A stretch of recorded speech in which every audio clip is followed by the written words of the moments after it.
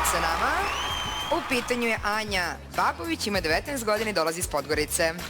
Zdravo, Anja, dobrodošla. Dođi malo ovde.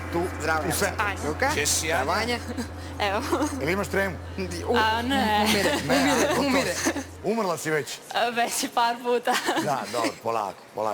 Ajde polako ovih 30 sekundi, prvo da vidimo nešto. Mogu biti neki? Kako da ne? Samo polako još. Stoje dva momka i pored njih se skotrlja ženska glava i kaže ovaj jedan, a gdje će ženska glava? Dobar.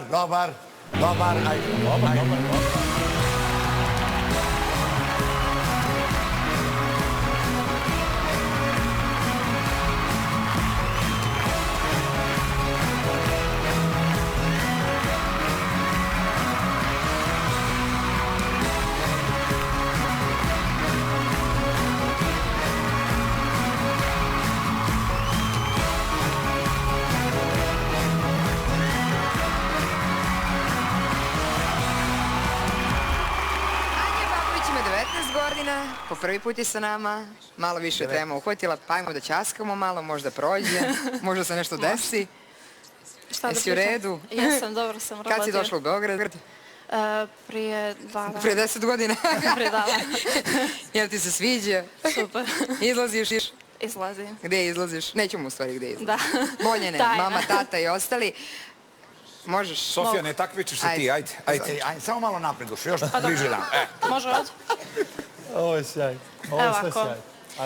Drugarica i ja pošla na željezničku stanicu i međutim, naravno, kasnile smo i morali smo trčimo brzo poput Bolta, međutim, samo sam ja uspjela da uđem na vrijeme u voz. Ona kad je došla, vrata su se zatvorila bukvalno pred njom. I ja gledam kroz prozor, djevojka umire od smijeha, a ja ludim od nervoze, ne znam o čemu se radi. I samo voz kreće, a djevojka i dalje trči za vozom i viče, budalo, ti si došla mene da ispratiš. I pošto se... I sad, pošto sam ja onda morala da ostanem u vozu, nisam mogla da idem, ja sam ušla u neki kupe i sad tamo neka žena ekstremno mršava. Izgleda kao dobrovoljni davalac krvi koji ne umije da kaže ne. Pri tome sa nekom ispijenom mrtvačkom facom nešto, a sa njom njeno dijete isti Kiriku. I naravno žena me odmah pitala što ću ja za Beograd. I ja rekao, pa zbog crnogorske palatalizacije. I ona mene pita, molim, crnogorska palatalizacija. Crnogorska palatalizacija. To ti je prelazak iz PG u BG. Nakon nekog vremena ja sam se smjestila i mali Kiriku je odmah tražio da mu otvorim prozor. Jer on naravno radoznalo od dijete, hoće posmatra prirodu, da mu objašnjava majka šta to on vidi kroz prozor. I voz se približava nekoj livadi gdje pasu krave. I pita mali, mama, šta je ono? I kaže ona, sine, to su ti krave. To su domaće životinje, one daju mlijeko. I mali izbaci glavu kroz prozor i radi, krave! Približava se voz nekoj rijeci i mali posmatra rijeku i pita, mama, šta je ono? A sine, to ti je rijeka, to ti je voda koja teče, u njoj žive ribe. I mali opet izbači glavu kroz prozor i radi, rijeka!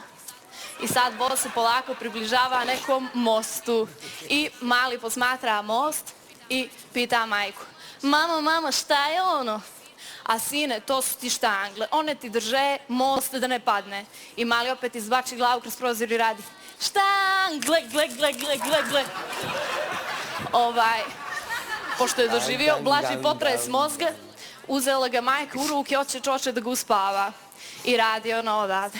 Spavaj mi bebi, spavaj mi ti.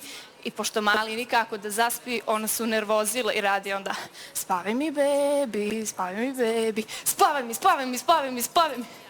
Ja reku, spušti to dijete, jadna, to je dijete, nije milkshake, šta ga mutiš tu?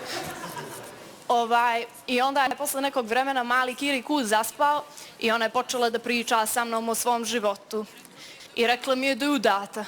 Ali ja taj prsten niđe ne viđe. Koliko je mršava, vjerovatno ga ostavila kući jer joj služi kao hula hop.